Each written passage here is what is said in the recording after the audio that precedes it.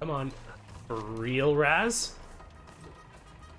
Okay, my one gripe about this game is that the platforming for a platformer is really loose and kind of floaty, which is a little bit frustrating.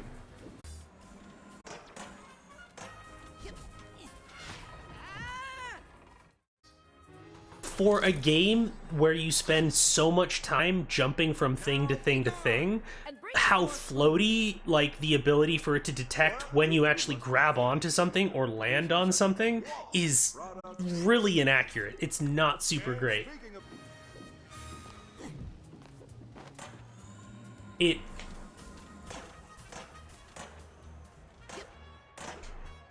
Yeah, I can't go back in the other direction. I'm just screwed now. Okay.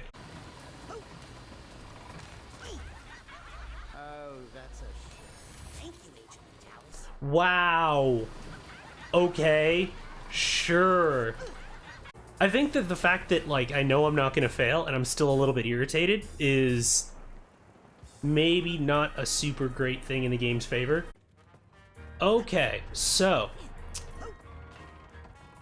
we're gonna talk a little bit about emotional themes and design here. So, design deep dive coming up. In making this level, they're clearly wanting to evoke the feeling of anxiety and judgment. They have the three judges that are all based off of people from Compton's life whom he respects and wants the approval of, and you have a bunch of different techniques made to create the feeling of tension, pressure, anxiety. Normally, I hate a level that has a time limit on it, but honestly, I can't argue with that choice in this case, because it does what it says on the tin. It creates anxiety in that respect. So those things I don't think are necessarily bad. Narrative decisions that help... The narrative decisions that help underscore that are undercut by the anxiety that's a result of some of the mechanical aspects of the game becoming frustrating.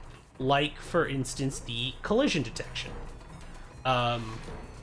Like, pretty much in any game, just about any game at least, where you need to go and grind on rails, you can reverse direction somehow.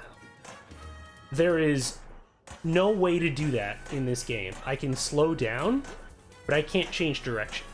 In addition, because I can't change direction even through jumping, it's kind of uncertain where I'm gonna land. Like, I can't actually change direction on that fork to go up to another area.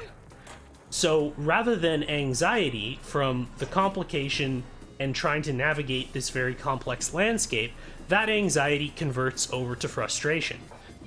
Because there is a disconnect between how I think I'm able to traverse this whole area and how I'm actually able to traverse this whole area. And the thing is because of the time limit, I can't go through my usual process of elimination to figure it out. And so more as a result, like, you're not really getting to empathize with Compton's view of the world, and how it's troubling him in such a significant way because of the fact that the game kind of gets in its own way. And that's unfortunate, because I think that they have a very strong concept here. I just think that some of these rather kind of minor issues with Psychonauts 2 as a whole, in terms of just like, oh, well, you know, it's kind of floaty and you're not entirely sure if you're going to be able to jump from one direction to another or control the direction you're going, which would normally be, you know, kind of troubling in any platformer, elevates it to being frustrating to a significant degree in a game where the emotions and anxiety are central to how you relate to the game and its characters.